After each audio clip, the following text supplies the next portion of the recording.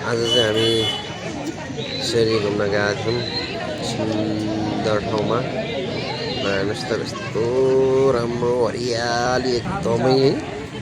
माथिबाट एकदमै ड्रोन क्यामेराले खिचेको जस्तै हजुरको एकदम रमाइलो ठाउँ। हेर्नु न हरियाली जताततै हेर्ने।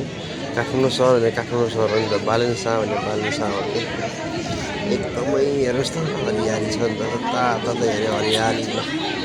ल आउनुहोस् त हेर्नुहोस् यस्तो रमाइलो ठाउँ छ कि है काठमाडौँ सहर। अहिले विदेशभन्दा नि एकदमै डेभलप भएको छ अहिले बालेन्सा आएकोदेखि। अनि अब 1-2 वर्ष बाँकी छ बालेनको। यसमा अब के न के त गर्छ जस्तो लाग्यो मलाई बालेन्साले। हेर्नुहोस् त आम्मामामामा कस्तो हरियाली त यो। एकचोटि चाहिँ सबै भिजिट गरेर आउनुहोस् है यो ठाउँ चाहिँ। ल हेर्नुहोस् त सर लाएर यस्तो हरियाली ठाउँ छ कि आम्मा घुमौँ। बालेन सिटी भने जस्तै बालेन सिटी नै भयो जस्तो छ। हेर्नुहोस् त मान्छे त्यहाँ छ हिँड्ने छ है। यस्तो हरियाली ठाउँ छ। आम्मा नेपाल त्यत्तिकै नेपाल भने होइन नि त है।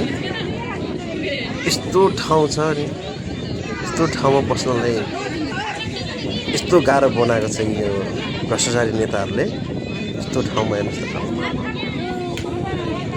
ल हेर्नुहोस् त ल हेर्नुहोस् यस्तो राम्रो ठाउँ छ।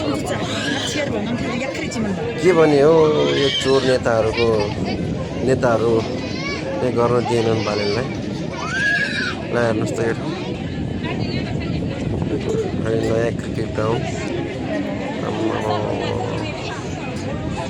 यस्तो दामी छ हेर्नु सुन्दर ठाउँ। मान्छे पनि यति छ कि यति छ भिडभाड है। नेपालको यो चुच्चुरो डाँडामा चाहिँ यस्तो मान्छेहरू छ है।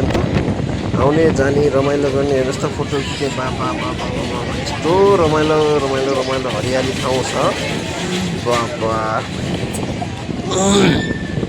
हेर्नुहोस् यस्तो दामी ठाउँलाई चाहिँ चोर नेताहरूले जनताहरूले सबै लहडे